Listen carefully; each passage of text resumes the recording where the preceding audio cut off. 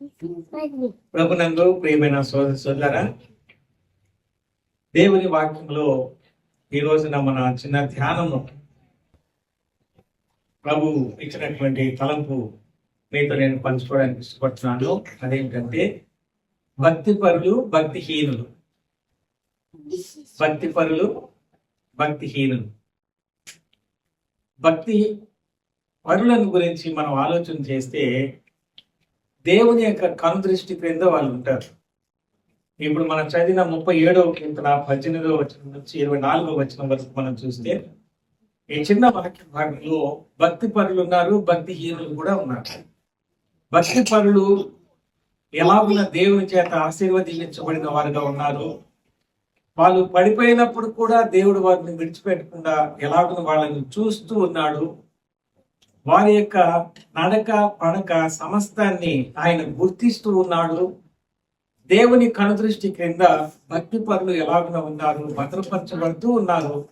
ఒక్కొక్కసారి చీకటి లోకంలో ఉంటూ చీకటిలో సంచారం చేస్తున్న అనుభవంలోనికి వెళ్ళినా సరే అక్కడ కూడా దేవుడు ఎలాగున భక్తి పరులైనటువంటి వారిని తన కనుదృష్టితో వెంబడిస్తూ సంరక్షిస్తూ కాపాడుతున్నాడు అనేటువంటి విశేషమైనటువంటి సంగతులు మనము చూస్తుంటున్నాం.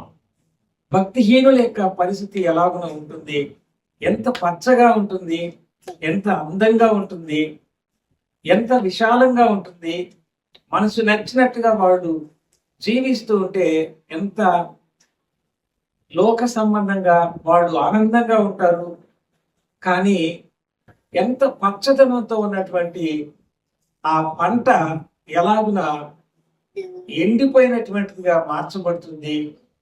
గాలి వీచినప్పుడు గాలికి కొట్టుకొని వెళ్ళి మళ్ళీ తన స్థలాన్ని గుర్తించలేనటువంటి స్థితిలో ఉంటుంది అని భక్తిహీనులను గురించి పోల్చబడినటువంటి ఎంతో స్పష్టమైనటువంటి మనకు అవగాహన చేసుకోవడానికి సులభంగా ఉన్నటువంటి వాక్య భాగాన్ని దేవుడు మనకు పొందుపరిచి ఇచ్చినట్టుగా మనం చూస్తుంటాం.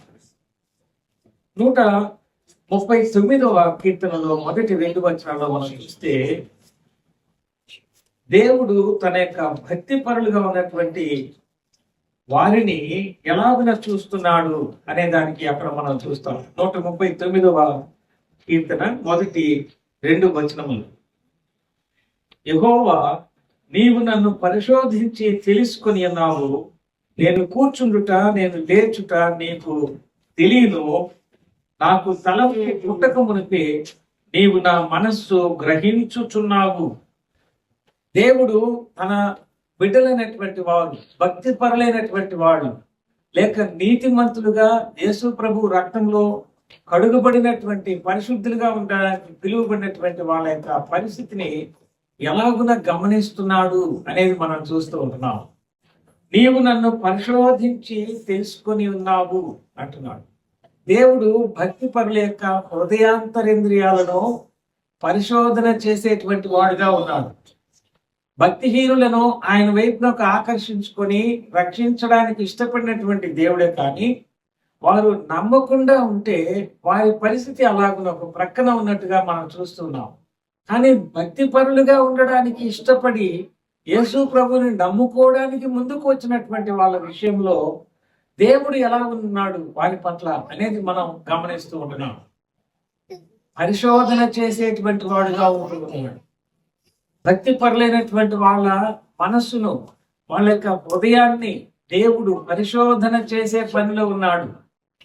ఏమైనా అందులో మనకి ఇష్టం కానటువంటి వాటిని ఆయన తీసివేయడానికి ఇష్టపడడానికే ఆయన పరిశోధన చేస్తున్నటువంటి వారిగా మనం చూస్తున్నాం. అందుకనే భక్తి పరులైనటువంటి వాళ్ళు ఈ లోకంలో జీవించేటప్పుడు వాళ్ళు అనునిత్యము దేవునిలో సరిచూచుకుంటూ నేను సరిగా ఉన్నానా లేదా అని ఆలోచన కలిగినటువంటి వాళ్ళుగా ఉంటారని ఈ లేఖన భాగంలో మనము గమనిస్తా ఉంటున్నాం. 2వ వచనంలో నేను కూర్చుండుట నేను లేచుట నీకు తెలియను అనే మాట మనం చూస్తున్నాం.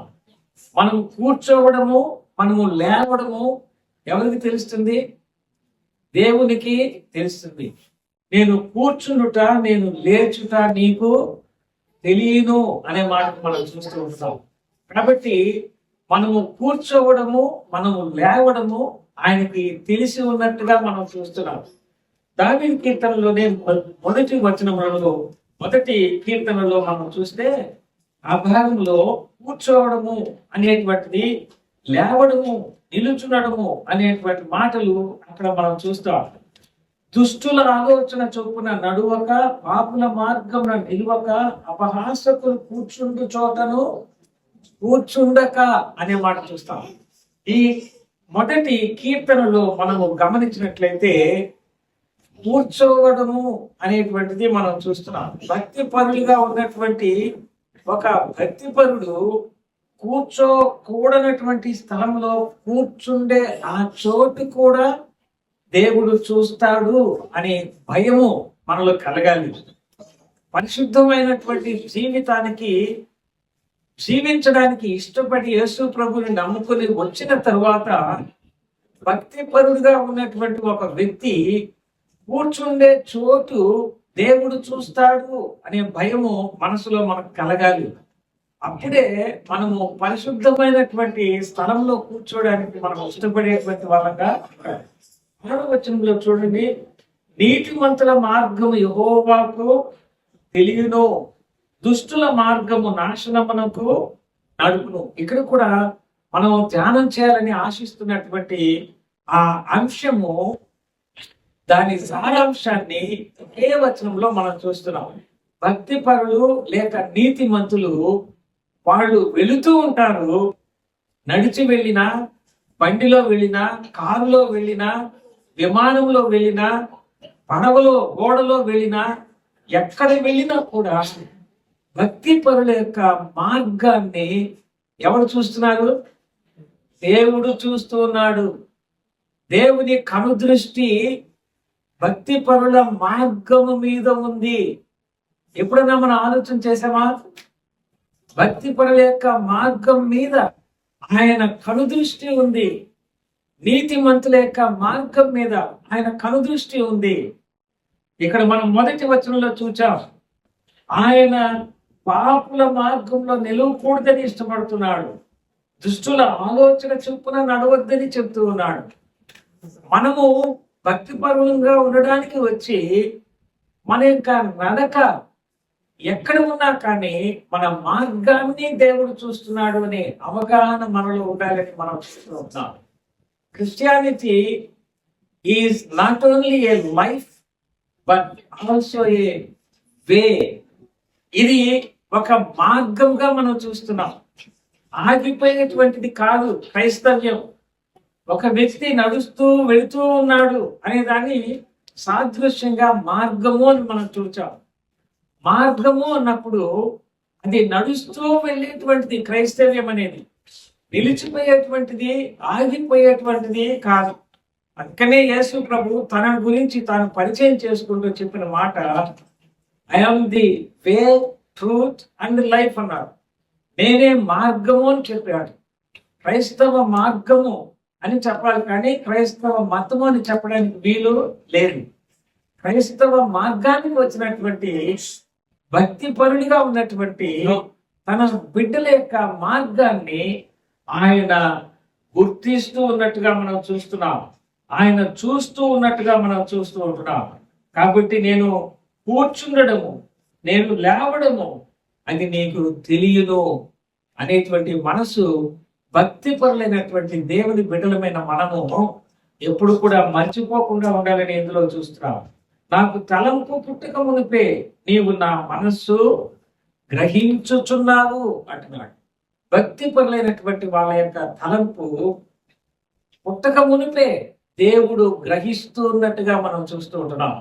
దేవుని పరిశుద్ధులు, భక్తిపరులు వాళ్ళ యొక్క కూర్చోవడము ఆయన చూస్తున్నాడు, వాళ్ళు నిలువబడ్డము ఆయన చూస్తూ ఉన్నాడు, వాళ్ళ మార్గాన్ని ఆయన చూస్తున్నాడు. చీకటిలో పాపంలో వెళ్ళాల్సినప్పుడు వాళ్ళు వెళ్ళినప్పుడు సహా పడిపోతాడు నీతిమంతుడు, కానీ వాడిని లేపతాడు ఆయన అనే మాట కూడా మనం ఈ వాక్యంలో 37వ కీర్తనలో 24వ వచనంలో మనం చదువుకున్నాం. కాబట్టి భక్తి పరులైనటువంటి దేవుని పిల్లలమైనటువంటి మనలను దేవుని కనుదృష్టి ఎలాగున వెంబడిస్తుందో మనం ఈ వాక్య భాగంలో మనం గమనిస్తూ ఉంటున్నాం. 142 కీర్తన 3వ వచనం, నాలో నా ప్రాణము కృంగి ఉన్నప్పుడు నా మార్గము నీకు తెలియను, నన్ను పట్టుకొనుటకై నేను నడవవలసిన త్రోవలో చాటుగా పగవారు ఉరియుడ్డి ఉన్నారు. మనకు తెలియనటువంటి ప్రమాదము మన మార్గంలో పొంచి ఉన్నటువంటి పరిస్థితి మనం చూస్తూ ఉంటున్నాం. ఇక్కడ భక్తుడు ఏమంటున్నాడంటే, ప్రాణానికి ఆపద కలిగించేటువంటి పరిస్థితి, పొంచి ఉన్నటువంటి పరిస్థితి, నన్ను పట్టుకొనుటకై నేను నడవవలసిన త్రోవలో చాటుగా పగవారు ఉరి నొగ్గుచున్నారు అన్నటువంటి మాట మనం చూస్తే, ఆ చాటున శత్రువు మనను పొంచి మనల్ని కబళించాలని ఉన్నటువంటి ఆ పరిస్థితుల్లో కూడా ఎవరు చూస్తున్నారు? నాలో నా ప్రాణము కృంగి ఉన్నప్పుడు నా మార్గము నీకు తెలియదు అంటున్నాడు. గాడ్ నోస్ అవర్ వేస్. మన యొక్క మార్గాలను దేవుడు నాకు తెలుసు, నువ్వు వెళుతున్నటువంటి మార్గం అంటున్నాడు. దేవుని పిల్లలైనటువంటి భద్రత, నీ మార్గాన్ని నేను ఎరిగి ఉన్నానని దేవుడు ఆ వాక్య భాగంలో తెలియజేసినట్టుగా మనం చూస్తూ ఉంటున్నాం. యోహాను సువార్త 10వ అధ్యాయం 27వ వచనంలో చూస్తే, ఆయన నా గొర్రెలను నేను ఎరుగుదును అంటున్నాడు ఆయన. కాబట్టి దేవుని పిల్లలమైనటువంటి మనలను తెలుసుకున్నటువంటి వానిగా మనం చూస్తున్నాం. ఒక్కొక్కసారి మన యొక్క మనసులో ఉన్న అభిప్రాయాన్ని మనం పంచుకునేటప్పుడు అది చేత కాకుండా మన యొక్క ఎక్స్ప్రెషన్ డిఫరెంట్ గా ఉందనుకోండి, ఇంకొక రకంగా అర్థం చేసుకొని గొడవకు వచ్చేటువంటి అవకాశాలు ఎన్నో ఉంటాయి. నా జీవితంలో అది నేను అనుక్షణం చూస్తూనే ఉంటాను. కానీ మనలను తెలుసుకున్నటువంటి దేవునిగా, మన యొక్క మాట నోటికి రాక మునిపే అది ఎరిగినటువంటి దేవునిగా మన ఈ వాక్య భాగంలో మనం చూస్తున్నాం. నేను నా గొర్రెలను ఎరుగుదును అంటున్నాడు. మన మనస్సును ఎరిగినటువంటి వాడు కేవలం ఒక్క దేవుడు తప్ప లోకంలో ఎవరు కూడా లేరు. అయ్యా, నా బిడ్డలను కాపాడుకోవడానికి, నా బిడ్డలను పెంచడానికి నాకు జ్ఞానం ఇయ్యా అని నేను 10th క్లాస్ చదివేటప్పుడు మా అమ్మ ప్రార్థన చేస్తే నేను విన్నాను. నేను పెద్దవాడిని 10th క్లాస్ చదువుతూ ఉంటే నన్ను పెంచడానికి జ్ఞానం ఇమ్మని మా అమ్మ ప్రార్థన చేస్తుంది. ఇట్లాంటి అమ్మలు ఉన్నారండి ఈ రోజుల్లో? పిల్లలను పెంచడానికి జ్ఞానం కావాలని దేవుని సన్నిధిలో అడగాలి. భార్యతో కాపురం చేయడానికి, అర్థం చేసుకోవడానికి జ్ఞానం ఇమ్మని ప్రార్థన చేయాలి. భర్తతో ఎలాగ కాపురం చేసుకోవాలి, లోబడి ఉండడానికి నేర్పించయ్యా అని ప్రార్థన చేసుకోవాలి. క్రైస్తవ కుటుంబం జీవితమే కాదు, మొదట మనం అనుకున్నట్టుగా ఇట్స్ ఏ వే, మార్గం, ఇది వెళుతూ ఉన్నటువంటి మార్గము. కాబట్టి మన కూర్చోవడము, మనము నిలువబడ్డము, మనము నడిచి వెళుతూ ఉన్న మార్గాన్ని ఆయన చూస్తూ ఉన్నాడు. మనకు తెలియకుండా పొంచి ఉన్న ప్రమాదాన్ని కూడా ఆయన చూస్తూ ఉంటున్నాడు. ఆయన దూతలను పంపించి రాయి మనకు తగలకుండా తన చేతులతో ఎత్తి పట్టుకునే వాడిని మరొక వాక్య సందేశాన్ని కూడా మనము దేవుని వాక్యంలో చూడగలుగుతున్నాం. యేసు ప్రభు కొత్త నిబంధనలో మనం చెప్తున్న మాట ఏమిటంటే, నా గొర్రెలను నేను ఎరుగును. గొర్రెలు అమాయకపు చిన్న సాధు జంతువులు. యేసు ప్రభు నమ్ముకున్నటువంటి భక్తిపరులుగా ఉన్నటువంటి వాళ్ళను గొర్రెలకు పోల్చి వాటి మనస్సును నేను ఎరుగుదును అంటున్నాడు. అవి నడవలేనటువంటి స్థితిని నేను ఎరుగుదును, అవి రోగంతో ఉన్న స్థితిని నేను ఎరుగుదును, అవి ఇబ్బందులు ఎదుర్కొంటూ ఉన్నటువంటి పరిస్థితిని నేను ఎరుగుదును, అవి చిన్న చంటి బిడ్డలని నాకు తెలుసు, అవి నడవలేవని నాకు తెలుసు. అవసరమైతే భుజం మీద వేసుకుంటాను. నా మనసు, నా గుండె చప్పుడు అర్థం చేసుకునేటట్టుగా నా రొమ్మును ఆనించుకొని నడిపిస్తానమాట అని ఏజ్కేల్ గ్రంథంలో అంటాడు. కాబట్టి భక్తి పరులైనటువంటి వాళ్ళ విషయంలో దేవుని యొక్క కనుదృష్టి వాళ్ళని ఎలాగున సంరక్షిస్తూ కాపాడుతుంది అనేటువంటి విషయాలను మనం చూస్తూ ఉంటున్నాం. 2వ తిమోతి పత్రికలో 2వ అధ్యాయం 19వ వచనం చూడండి. 2వ తిమోతి పత్రిక 2:19.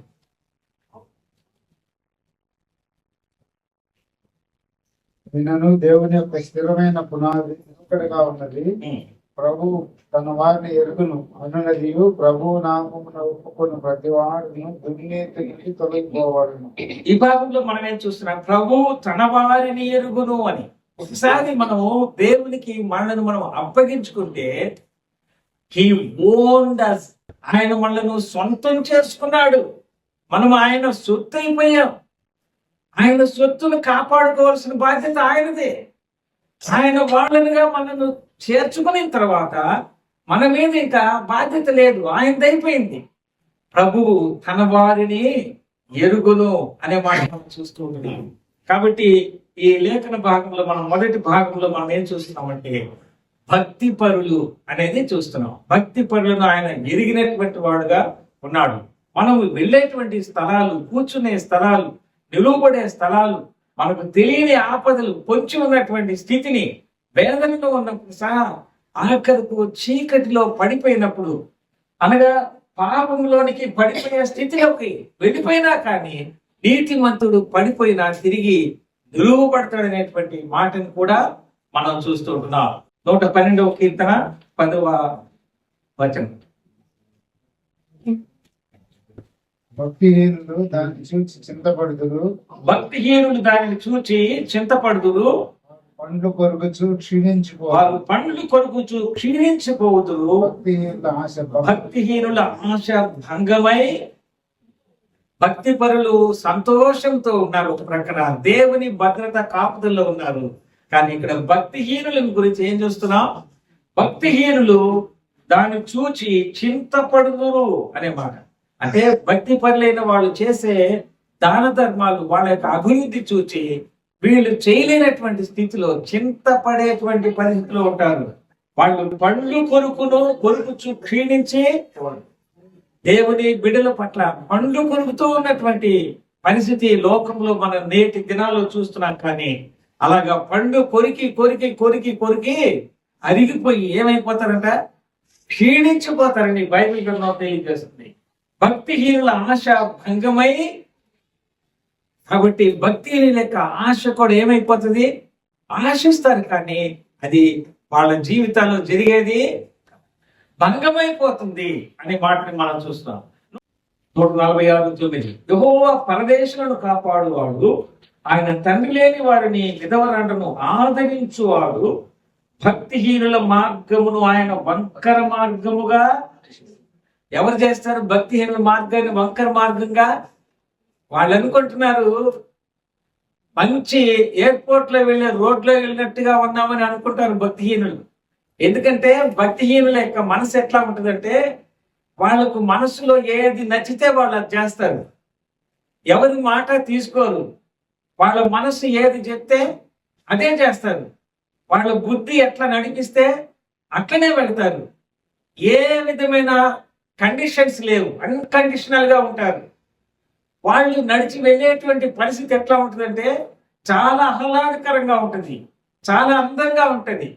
దాని గురించి బైబిల్ ఏం చెప్తుందంటే అది విశాల మార్గం. ఇలాగ నడుచుకుంటూ పోవాలనిపిస్తుంది. ఒక్కొక్కసారి గాలి కొడతా ఉంటే మైదానం లేదు, అలాగనమాట. భక్తిహీనుల యొక్క విశాలమైన మార్గం, అబ్బా ఏమి ఇరుకు లేదు, ఎట్టన్నా పోవచ్చు, ఏ రూట్లో పోయినా కూడా బ్రహ్మాండంగా అని అనుకుంటారు.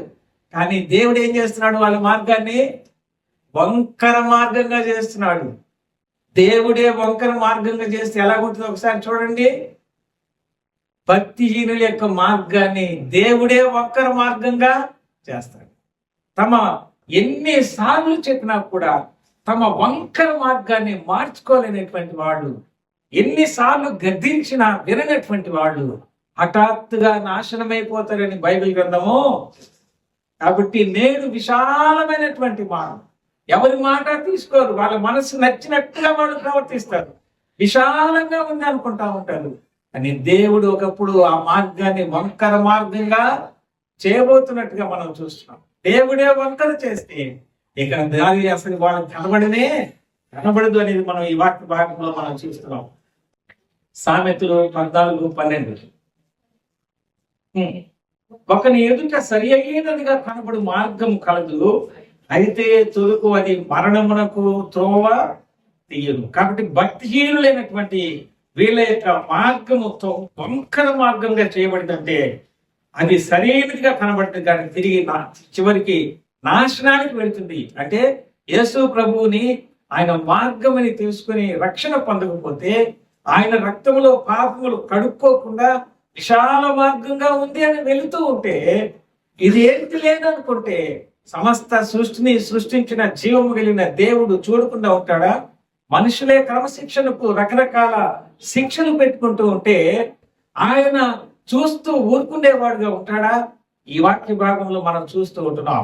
ఆయనే వంకర మార్గం చేసేటువంటి దేవుడిగా ఉన్నట్టు మనం చూస్తే సామెతలు 14:12 మనం గమనిస్తే ఆ భాగంలో తుదుకు మరణానికి దారి తీసేటువంటి త్రోవగా భక్తిహీనుల యొక్క పరిస్థితి ఉంటుంది అని మనం చూస్తాం. పక్కనే చూడండి 15వ అధ్యాయంలో సామెతల్లో 9వ వచనంలో మనం గమనిస్తే భక్తిహీనుల మార్గము యెహోవాకు హేయము, నీతిని అనుసరించు వారిని ఆయన ప్రేమించును అంటాడు. హేయము అంటే సరైనటువంటి పర్యాయ పదం మనం చూస్తే అసహ్యము భక్తిహీనుల యొక్క మార్గము. ఆయనకి ఇష్టం లేదు, దేవునికి వ్యతిరేకం అది. యేసు క్రీస్తు ప్రభు ఈ లోకానికి వచ్చినప్పుడు ప్రయాసపడి భారం మోస్తున్న సమస్తమైన వాళ్ళారా నా ఎద్దుకు రండి, నేను మీకు విశ్రాంతిని ఇస్తానని ప్రభువు చెప్పాడు. యేసు ప్రభుని రక్షణ పొందనటువంటి వాళ్ళు ఎప్పుడైనా ప్రభువుని తెలుసుకుని రక్షణ పొందడం మంచిది. ఒకవేళ రక్షణ లేకుండా నా ఇష్టం వచ్చినట్టు ప్రవర్తిస్తాను, నా ఇష్టం వచ్చినట్టు వెళ్తానంటే ఒకప్పుడు భక్తిహీనుల యొక్క మార్గాన్ని దేవుడే వంకర మార్గంగా చేస్తాడు. అది నిత్య నాశనానికి వెళ్ళేదని చెప్తూ ఉన్నా కూడా వినకపోతే దాని నుంచి రక్షించడానికి యేసు ప్రభు తప్ప, లోకంలో రక్షించడానికి ఆకాశం క్రింద ఇవ్వబడిన ఆయన నామం తప్ప ఇంకొక నామం అనేది లేనే. ఎందుకంటే పాపాత్ములైన వాళ్ళ కొరకు పరిశుద్ధమైన రక్తం చిందించాడు. పాపాలు క్షమించే అధికారం కలిగిన వాడు, పాపులను ప్రేమించగలిగిన వాడు. ఆయన్ని కొడుతున్నా తిడుతున్నా రక్తం కారుతూ బాధపడుతున్నా కూడా వీరిని క్షమించండి అని చెప్పే జాలి కలిగిన ఇలాంటి పరిశుద్ధులైనటువంటి దేవుని మాట వినకపోతే ఇంతకంటే దయ, ప్రేమ, వాత్సల్యం కలిగిన వాళ్ళు లోకంలో ఇంకొకళ్ళు ఎవరు కూడా లేరు. ఈ నా మాటలు మీరు వినలేదు కాబట్టి ఈ నా మాటలే మిమ్మల్ని ఒకప్పుడు తీర్పు తీరుస్తాయని ప్రభువు చెప్పినట్టుగా మనం చూస్తున్నాం. నేటి మన చిన్న వాక్య ధ్యానం చూచాము. భక్తి పరులు, భక్తి హీనులు. మనం భక్తి పరులంగా ఉందామా, భక్తి హీనులంగా ఉందామా నిర్ణయించుకోవడం మనందరి వ్యక్తిగతమైనటువంటి బాధ్యతగా మనం చూస్తున్నాం. దేవుడి చిన్న ధ్యానం మన కొరకై దీవించుగా. చిన్న ప్రార్థన చేసుకుందాం. ప్రేమ కలిగిన తండ్రి, మీరు ఇచ్చిన చిన్న సందేశం కొరకై మీకు స్తోత్రాలు చెల్లిస్తున్నాం. మీ కొరకు భక్తి పరులంగా ఉండడానికి మీరే మమ్మల్ని పిలిచినందుకై మీకు స్తోత్రాలు చెల్లిస్తున్నాం. భక్తిహీనులంగా ఉన్నప్పుడు మా కొరకు మీరు చనిపోయినందుకై మీకు స్తోత్రాలు చెల్లిస్తున్నాం. మిమ్మల్ని నమ్ముకొనగా రక్షించి భక్తి పరులంగా చేసి లోకములో మేము కూర్చోవడము, నిలవబడ్డము, నడవడము, మా మార్గమంతా మీ అదుపులో ఉంచుకుని మాకు తెలియకుండా పొంచి ఉన్నటువంటి ప్రమాదాలను, మా నోటిని, మా పెదవులను, మా తలకు పుట్టగమునిపై వాటిని, మా హృదయాన్ని పరిశోధన చేస్తూ మమ్మల్ని సరైనటువంటి మార్గంలో నడిపిస్తున్నటువంటి వాడుగా ఉన్నందుకే మమ్మల్ని స్తుతిస్తూ ఈ చిన్న ధ్యానము మా అందరి వినికిడిలో ఆశీర్వదించమని, మీకు మహిమ తెచ్చుకున్నామని యేసు క్రీస్తు ప్రభు పేరట స్తోత్రములు చెల్లించుకుంటూ ప్రార్థిస్తున్నాము తండ్రి. ఆమేన్.